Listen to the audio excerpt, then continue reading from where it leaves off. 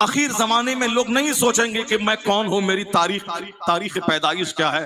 نہیں، حضور فرماتے ہیں تم زو اقولو اکثر ذالک الزمان سیاتی علی الناس زمان، ان قریب لوگوں پر ایک ایسا وقت آئے گا کہ لوگوں کی عقلیں چھین لی جائیں گی، لوگ پاگل دیوانے کی طرح ہو جائیں گے، بغیر سمجھے بوجھے پاگلوں کی طرح حرکت کریں گے.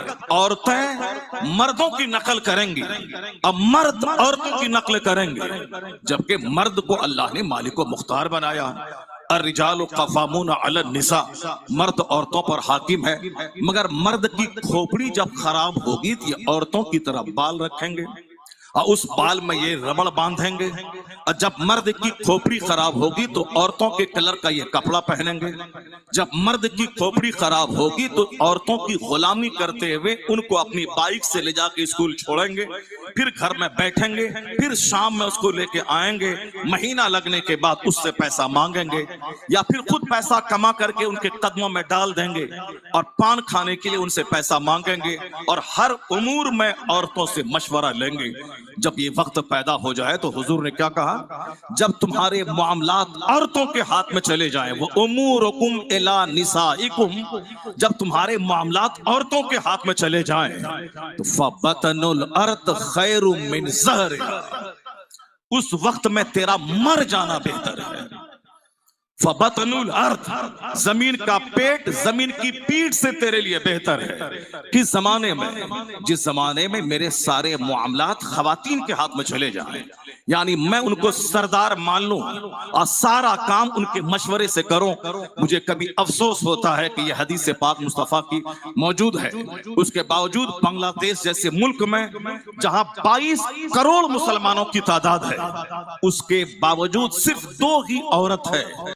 لگاتار 25-30 سال سے ان 22 کروڑ کی آبادی والے ملک پہ شاسن کر رہی ہے.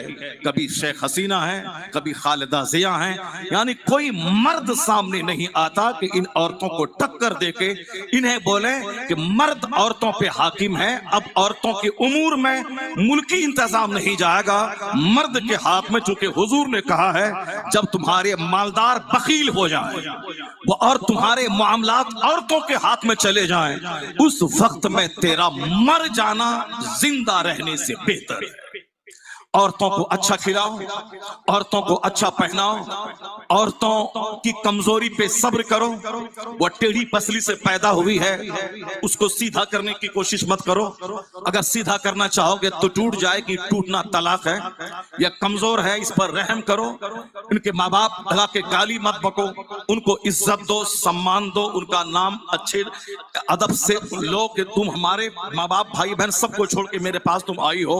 حضور نے کہا ہے، اللہ نے کہا ہے وَعَاشِرُهُنَّ بِالْمَعْرُوفِ، ان سے بہتر سلوک کرو. اور حضور نے کہا ہے خیرکم، تم میں سب سے بہتر وہ ہے جو اپنی بیویوں کے لیے بال بچوں کے لیے اچھا ہے.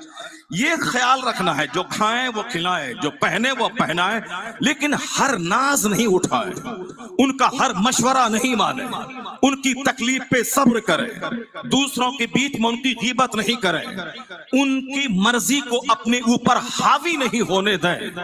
جب عقل جب تک سلامت رہے گی تو وہ حاوی نہیں ہوں گی، اور جب عقل زائل ہو جائے گی، چھین لی جائے گی، تب پھر عورتوں کی غلامی شروع ہوگی. عورتوں کی عقل میں کمی ہے، عورتوں کے دینی معاملات میں کمی ہے. جب حضور نے کہا تو عورتوں نے سوال کیا کیسے؟ تو سرکار نے کہا کیا 2 عورتوں کی گواہی ایک مرد کے برابر نہیں ہے؟ کیا عام یہ تمہاری عقل کا نقصان ہے؟ جس زمانے میں تمہیں کمزوری ماہانہ خون آتا ہے، اس زمانے میں نماز تجھ پر معاف ہے، مگر مرد نماز پڑھتے ہیں. یہ تمہارے دین کے معاملات کی کمزوری ہے.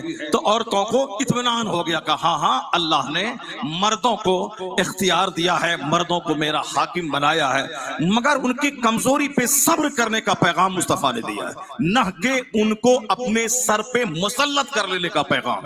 حضور نے کہا یہ ٹیڑھی پسلی سے پیدا ہوئی ہے، صبر کرنا، اور مگر ان کو اپنے سارے معاملات کا ذمہ دار مت بنا دینا.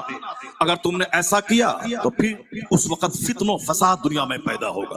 جب عقل سلامت رہتی ہے تو بندہ غور کرتا ہے، اور جب عقل ختم ہو جائے تو الٹا پلٹا کام ہوتا ہے. عورتوں کی چپل مرد پہنتے ہیں، اب مردانہ چپل عورتیں پہنتی ہیں.